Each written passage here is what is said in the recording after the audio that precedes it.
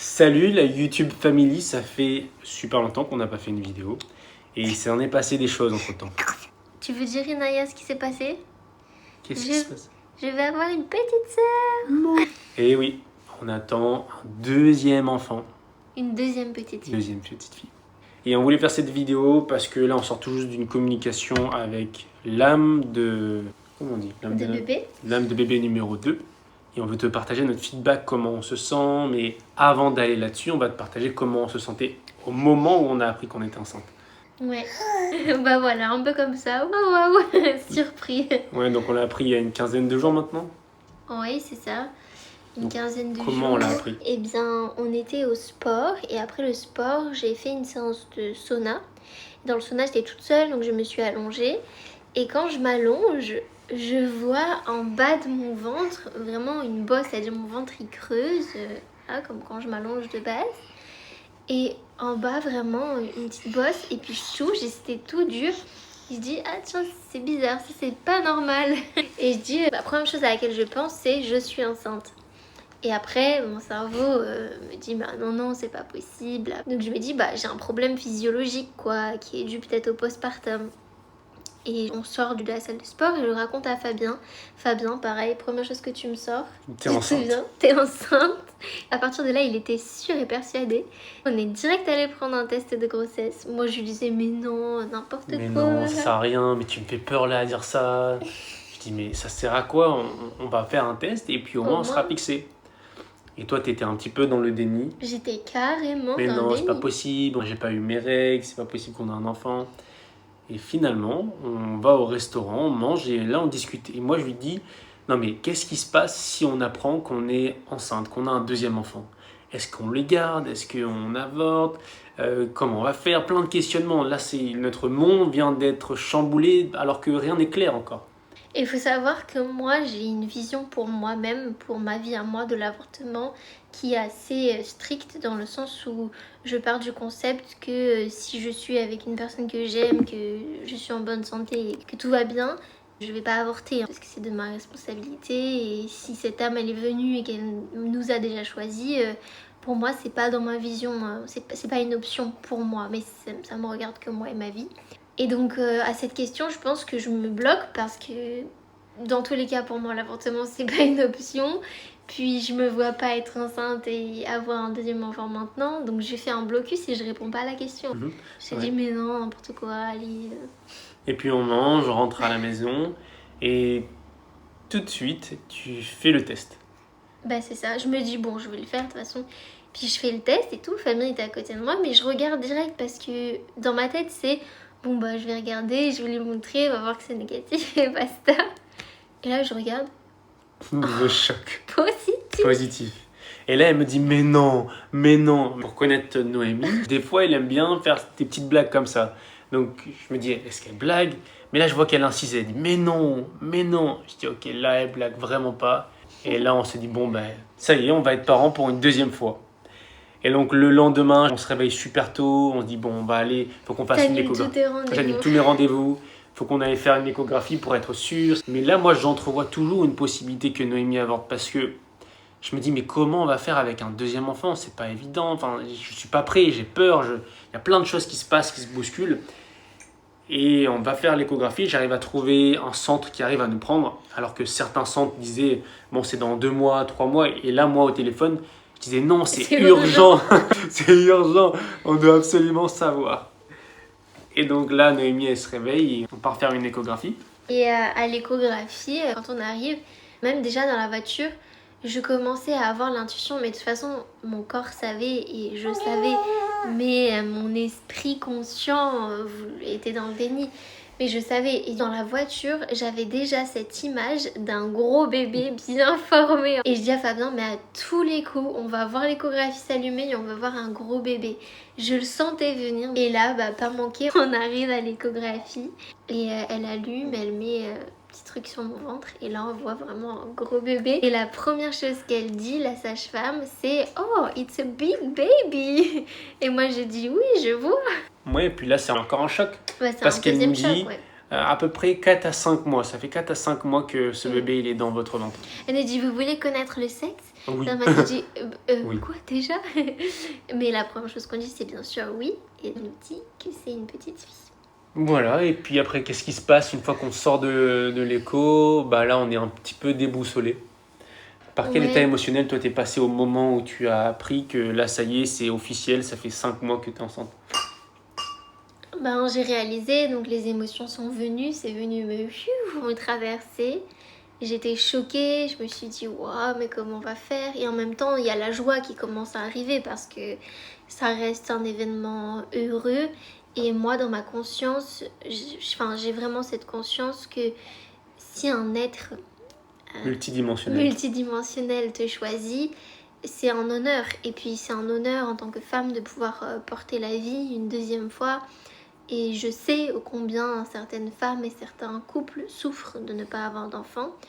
Donc je pense que là, bien sûr je me dis pas ça en conscience à ce moment-là, mais il y a quand même cette émotion. Sur le moment, Oui, mais sur le moment, j'explique quand l'émotion de joie vient parce que je pense que tout de suite sur le moment, je me dis bah c'est quand même de la joie.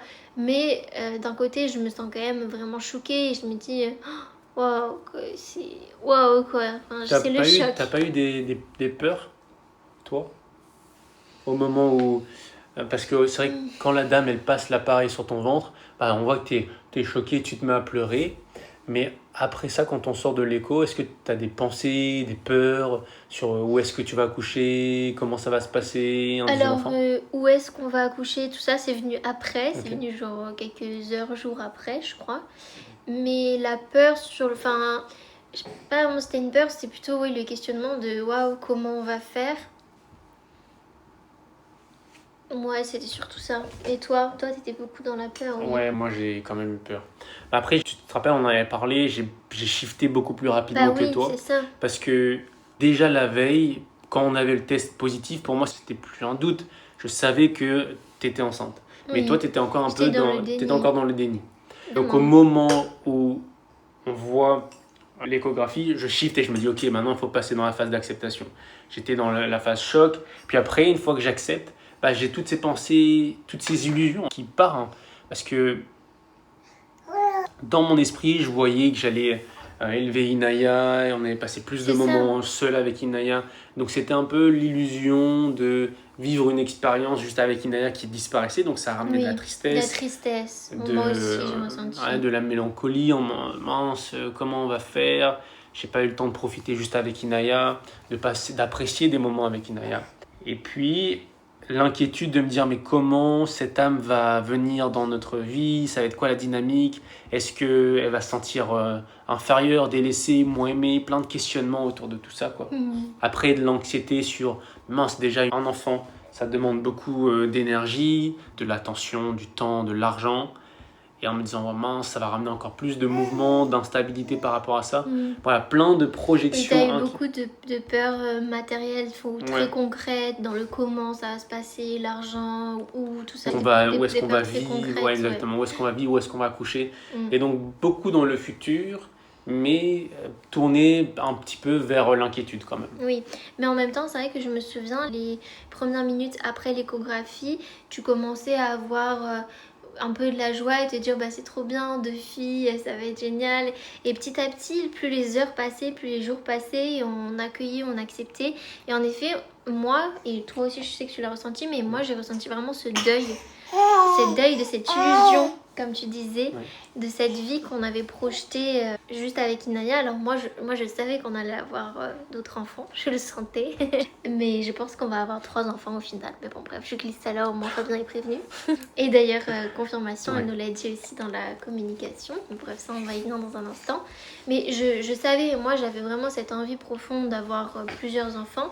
Mais évidemment, c'était pas aussitôt dans mon esprit. Donc moi aussi, je me sentais vraiment triste, mais profondément triste de me dire mais on va plus être qu'avec Inaya et ça m'a fait de la peine. Ouais, c'est vrai que la soirée, le lendemain, J'étais trop triste. Ouais, t'étais triste, t'étais en pleurs et tout. Moi, je suis parti courir parce que j'avais trop d'énergie Trop qui était là, d'émotion. fallait que ça circule. Et quand t'es revenue, j'étais en train de T'étais en train de pleurer. Ouais. Donc, Enfin voilà. voilà. Et après, plus les jours ont passé, plus Ça on a a commencé à déclenché se projeter. Et puis ça a déclenché finalement où est-ce qu'on va accoucher, où est-ce que tu veux être accompagné. Parce que de base, on avait prévu d'aller à La Réunion pour passer des vacances, pour présenter Inaya à la famille, profiter. Et puis pour passer l'hiver, on voulait pas passer l'hiver ici. Ouais, mais c'était pas encore... Toi, tu avais décidé dans ton esprit, mais ça n'avait rien acté encore. Oui, c'est vrai. Mais à partir du moment où on a su qu'on était enceinte, là tout de suite on s'est dit bon, là où est-ce que toi tu as envie d'être accompagné, où est-ce que tu as envie d'être entouré, et là c'est devenu clair à La Réunion. Oui, carrément. Au début, ce qui s'est passé, c'est que moi, c'était clair que je voulais aller à La Réunion, passer tout l'hiver. Donc, je voulais déjà rendre l'appartement et ne pas rester en Bulgarie l'hiver. Mais quand on a su la grossesse, moi, je me suis dit, punaise, on va devoir revenir ici. On va pas pouvoir rester à La Réunion. Et justement, on va aller faire que des vacances à La Réunion. C'était ça, tu sais. On va aller 2 mois ou 1 mois, on va faire l'anniversaire d'Inaya et on va revenir après ici pour la fin de grossesse et pour l'accouchement. Au début, on s'est dit ça. Puis peut-être 2-3 jours après, je me suis dit, mais non, je me vois pas. C'est pas ce dont j'ai envie, c'est pas ce que je ressens. Et ça m'a fait vraiment me connecter à moi et me dire, mais si je m'écoute et que j'arrête d'écouter l'extérieur, la peur et ce qui est le plus simple, je n'ai pas envie de rester en Bulgarie ces prochains mois. Donc petit à petit, ça a dessiné comme ça et on a fait des actions concrètes pour organiser le départ à La Réunion. Et donc on part à La Réunion le 26 août. Une fois qu'on a fait ce passage-là, donc ça fait maintenant une quinzaine de jours, et il y a quoi à raconter sur le moment où on l'a appris, la transition? Comment tu te sens là maintenant aujourd'hui après? Super bien, maintenant je me sens en joie, je sais que ça va être trop mignon d'avoir 2 girls à la maison. D'ailleurs souvent on le dit, regarde là il y en aura 2 comme ça. On dit à Inaya, regarde ta petite sœur, etc. On a commencé à chercher des prénoms. Donc non, je me sens bien, je la sens bouger, puis moi j'adore être enceinte et porter la vie, même s'il y a des moments challengeants, c'est sûr. Mais moi j'adore sentir mon bébé bouger. Donc non, c'est que du bonheur. Et puis là en plus on sort tout juste de la COP. Elle est trop chou. Toi aussi tu veux parler? Moi aussi je suis contente d'accueillir ma sœur. Elle tient debout maintenant. Ouais. Elle fait des progrès. Ça y est. J'ai dit il faut que je marche avant que ma sœur arrive. Comme ça je pourrais aller toute seule lui faire des câlins. Ça fait un moment on s'est dit tiens ça serait bien de partager, de documenter, puisque ça arrive à beaucoup de monde d'avoir des enfants rapprochés.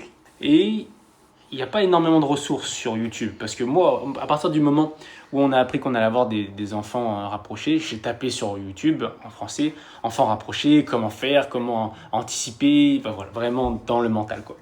Et donc cette vidéo, c'est aussi pour toi qui va avoir des enfants rapprochés. Tu peux peut-être te poser des questions, être inquiet, etc. Et donc notre expérience, c'est aussi pour t'apporter de la foi, du courage, de l'amour, de la sécurité, parce qu'on sait que ça vient chambouler plein de plans. Et c'est normal, mais assez rapidement, moi j'ai eu cette vision que c'est pas un hasard, c'était forcément écrit et que si ça nous arrive, c'est que ça devait arriver. Fabien, des fois, il utilise les mots, erreur, ou qu'est-ce que tu dis? Erreur, c'était pas prévu. C'était pas prévu, etc. Et c'est clair que dans un plan, c'était pas prévu. Dans la 3D, c'était pas prévu. Voilà, dans la 3D, c'était pas prévu, mais je ressens vraiment profondément dans mon âme que tout est juste et que c'était vraiment écrit comme ça. Et encore une fois, on va vous expliquer la communication avec bébé là. C'était d'une justesse dingue et elle a bien confirmé que c'était un plan divin et que c'était plus que prévu et que tout est juste. Et je vois pas du tout ça comme une erreur, mais au contraire, quelque chose de parfaitement orchestré. Ouais. C'est ça. C'est vrai, et c'est pour ça qu'on a fait une communication avec bébé. Pour Inaya, on l'avait fait aussi parce que pour nous, ça nous semble important de rentrer en contact avec l'âme, pardon. C'est aussi ça, être des parents conscients, c'est des parents qui sont connectés à leur enfant tout en apportant un cadre sécuritaire. Et donc pour Inaya, on l'a fait. Et là, avec bébé numéro 2, ça nous semblait important aussi de le faire. Et donc, on sort tout juste de la communication avec bébé et on va te partager ce qu'il en est ressorti, notre expérience, et puis on va voir ce qui vient. Alors déjà, elle nous a bien confirmé que c'était une petite fille parce que j'avais quelques petits doutes ces derniers jours parce que je sentais une énergie très forte, très affirmée, un peu une énergie masculine. Je comprends maintenant avec la communication que c'est vraiment son énergie. Elle a une personnalité assez marquée et c'est cette énergie masculine que je ressentais. Mais donc ce n'est pas un petit garçon, c'est bien une petite fille. Donc déjà il y a eu ça, elle nous a aiguillé sur le prénom, qu'on garde secret évidemment, mais qui est hyper aligné à nos idées qu'on avait eues juste avant. Et puis après, vas-y mon cœur, tu veux partager? Puis après, elle avait des messages pour moi. Oui. Elle disait que c'est normal que j'ai 2 filles, puisque enfant, j'ai manqué de cadre paternel où j'ai pas eu de père totalement présent. Donc il y avait cette blessure paternelle masculin qui était là. Et que la présence de 2 filles, de 3 femmes finalement, allait me permettre de guérir, grâce à la puissance féminine, d'aller guérir cette énergie masculine à l'intérieur de moi. Puisque pour pouvoir apporter ce cadre sécuritaire, cet amour pour mes 3 femmes, c'est de développer cette capacité à l'intérieur de moi. Elle ressentait également que j'avais le chakra racine qui était un peu bloqué par rapport à cet enfant qui manquait de sécurité, de connexion émotionnelle avec son père. Et c'est vrai, j'en ai pas eu. Regarde, elle dit papa. Et donc, vous voyez, c'est parfaitement juste parce que l'arrivée de notre deuxième enfant est venue encore plus déclencher ça chez moi, ce besoin d'être encore plus sécure. Et c'est ce qu'elle disait, que la sécurité ne passera pas par avoir plus de matériel, mais ça passera par guérir cet enfant qui a ce besoin de connexion émotionnelle. Et grâce à mes 2 magnifiques filles et ma femme d'amour, c'est pour développer cette connexion à l'amour et cette énergie féminine. Et ce que j'ai trouvé beau, ce qui m'a marqué, c'est que finalement, tu as pas besoin de... Eh bien, vas-y. Regarde, tu vois, elle est pas contente. Reviens ma chérie. Qu'est-ce que tu as trouvé juste? Ce que j'ai trouvé juste, c'est que finalement, t'as pas besoin d'aller chercher cette sécurité à l'extérieur puisque tu es déjà en sécurité, tu as déjà tout ce qu'il te faut pour être aimé et être en sécurité puisque tu es déjà avec la bonne personne. Donc avec moi. Et tu as tes défis, donc tu as tout ce dont tu as besoin. Tu vois, elle a dit une phrase comme ça, de toute façon, on va réécouter parce que c'était juste exceptionnel. D'ailleurs, petite parenthèse, dans toutes les explications de ce qui a été dit, je tiens vraiment à reconnaître Marina, son don, son talent, sa justesse, parce que c'était d'une précision et d'une justesse vraiment déboussolante. C'était extrêmement juste, extrêmement clair dans ses explications, c'était extrêmement concret et il n'y a aucun doute. Des fois, il y a eu des communications, des soins où j'ai pu me dire « Ah tiens, est-ce que c'est vrai ? Est-ce que c'est vrai ce qu'elle m'a dit, cette personne extérieure ?» Là, à aucun moment tu te demandes est-ce que c'est juste parce que ça faisait tellement sens avec ce qu'on vit, avec ce qu'on ressent. Enfin, c'était puissant et c'était une communication avec bébé. Mais au-delà de ça, elle est passée par moi et moi j'ai senti que ça faisait vraiment un soin, qu'elle venait vraiment libérer des choses. À chaque parole, à chaque fois qu'elle nous retranscrivait les paroles de bébé, ça venait vraiment libérer. Enfin, moi j'ai pleuré beaucoup, tout le long quasiment, parce que je sentais que ça libérait des choses, que ça venait confirmer des choses. Enfin, c'était vraiment très juste, très beau comme moment, c'était exceptionnel et Marina est juste géniale. Et avant que tu partages les messages que tu as reçus pour toi, elle vient de nous expliquer que cette venue de bébé numéro 2 est parfaitement orchestrée parce que si on avait su que elle allait arriver avant le terme de l'avortement, peut-être on n'aurait pas... je sais pas qu'est-ce que t'en penses. Non, ça c'est toi qui dis ça. Moi je suis sûre qu'on l'aurait gardé. Toi, tu t'es sûre? Moi je suis sûre qu'on l'aurait gardé. C'est pas pour ça qu'on a fait un déni. Moi franchement, j'aurais jamais pu avorter, je pense. Sérieux? À part si elle m'avait dit ça fait 1 semaine, peut-être que, tu vois, mais j'aurais pas pu. Par contre, ce qu'elle nous a dit, c'est que le fait que j'ai fait ce déni était totalement juste et c'était prévu et c'était en accord avec Inaya, c'est-à-dire qu'Inaya savait que sa sœur était là, mais c'était pour laisser du temps à Inaya justement d'exister au-delà de sa sœur, d'exister seule et de se construire, de commencer à construire sa personnalité et qu'on prenne du temps et qu'on profite pleinement juste avec Inaya. Et c'était pour ça en fait Bébé expliquait que c'était pour ça que j'avais fait ce déni, que c'était totalement voulu. Et que je devais pas me culpabiliser parce que c'est vrai qu'elle l'a parfaitement ressenti. Je culpabilisais de me dire mais comment moi qui est autant à l'écoute de mon corps, autant connectée et que je ressens le moindre truc dans mon corps, comment je suis passée à côté de ça et de tous les signes que mon corps m'a envoyés, comment j'ai pu...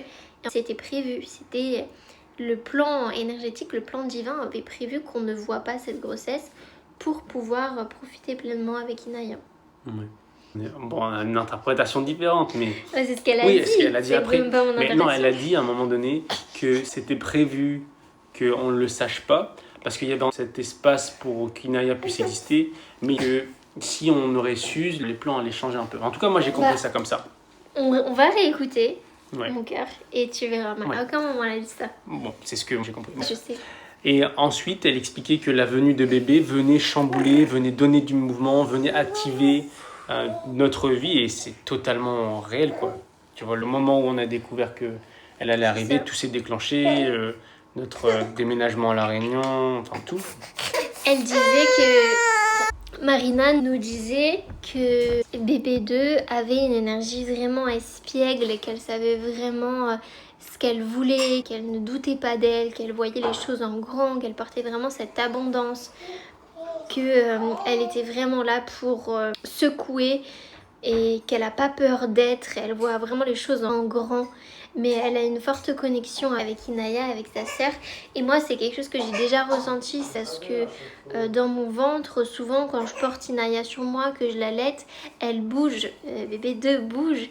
Et puis même quand Inaya, par exemple, pleure, qu'on sent qu'elle est agitée, boum, bébé, elle va mettre un petit coup. On sent qu'il y a cette sororité entre elles, cet amour déjà, cette considération, qu'elle se voit vraiment en tant qu'âme. Et je trouve que c'est trop beau et elle l'a vraiment confirmé dans la communication. Donc c'était vraiment magnifique. Après, elle a fait les messages par rapport à Fabien. Par rapport à moi, elle disait qu'elle était venue vraiment m'aider à me respecter et me prioriser, m'écouter, écouter ma voix intérieure et... Nourrir tes besoins. Comment ? Et nourrir tes besoins. Et de nourrir mes besoins. Voilà. Donc ça c'était trop beau. Ah oui, qu'elle était là aussi, qu'elle m'aidait à me connecter à ma connexion sacrée. Elle nous a dit que tous les deux avec Fabien, on n'avait pas développé encore notre plein potentiel. Ça fait carrément écho avec la séance d'hypnose que j'ai eue samedi avec Delphine qui est géniale aussi comme thérapeute. Où elle me disait ça justement, elle disait qu'elle sentait qu'on était vraiment dans une évolution et que ce bébé allait ouvrir plein de choses et elle disait mais t'es pas à ton plein potentiel, on sent que tu vas vraiment prendre conscience de la femme que tu es, de tes capacités et que c'est aussi pour ça ce déni, c'est que tout ce temps où elle était à l'intérieur de moi, elle faisait ressortir des choses, notamment par mes migraines parce qu'elle a vu que j'avais des maux de tête chroniques, donc les migraines, et que les migraines étaient un processus qui bâtit de nouvelles choses à l'intérieur de moi. Donc c'est un peu flou le concept, mais je le ressens vraiment, c'est qu'à chaque fois que j'ai des migraines, c'est des processus de libération, de transformation qui viennent ouvrir des choses à l'intérieur de moi pour me reconnecter à des capacités, notamment ces capacités sacrées, spirituelles. Et je le ressens ces derniers temps, il y a plein de signes extérieurs, dans les rencontres, je ressens, et puis j'ai cette envie profonde de me reconnecter plus à mon intuition, à mes capacités énergétiques. Donc c'était hyper juste aussi ça, ce qu'elle a dit. Voilà, mon cœur, tu veux rajouter autre chose? Après, elle nous a donné un prénom, d'où elle venait à la fin. Je lui ai posé cette question, mais d'où elle vient? Parce que la profondeur, la sagesse et le caractère, la personnalité de ce bébé que je ressens et qu'on a bien vu là dans cette communication, j'avais que cette question en tête, mais d'où elle vient? Et elle était super heureuse, bébé, que je lui pose cette question.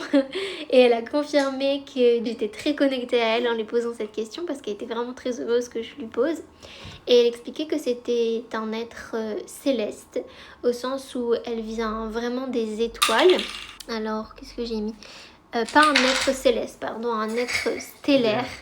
c'est un être de lumière au sens propre, dans le sens où elle vient vraiment des étoiles, qu'elle émet des vibrations qui peuvent influencer la conscience humaine et qu'elle a été envoyée justement pour venir aider l'humanité dans son évolution parce qu'elle est justement capable, avec son âme, son énergie, d'influencer les vibrations des êtres humains.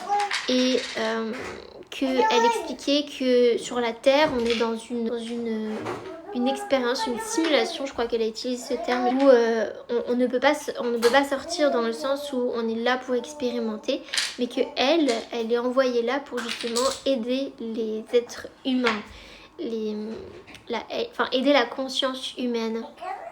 Et elle disait qu'elle venait d'une trinité d'étoiles, 3 étoiles qui forment un triangle, une constellation qui forme un triangle. Et les étoiles s'appellent Bételgeuse, Rigel et Bellatrix. Donc je vais aller faire mes recherches après parce qu'on n'a pas eu le temps d'aller les chercher. Mais en tout cas voilà, c'était super génial. Et oui, pour l'accouchement aussi. Oui. Pour l'accouchement, on a demandé aussi comment elle se sent pour l'accouchement à la maison. Elle a même pas répondu à comment elle se sentait pour l'accouchement à la maison, mais je pense qu'elle a parfaitement cerné ma question qui était voilà, est-ce que ça va bien se passer, est-ce que ça va bien se faire à la maison, c'était surtout ça ma question. Et enfin c'était ça à quoi je voulais avoir de la réponse.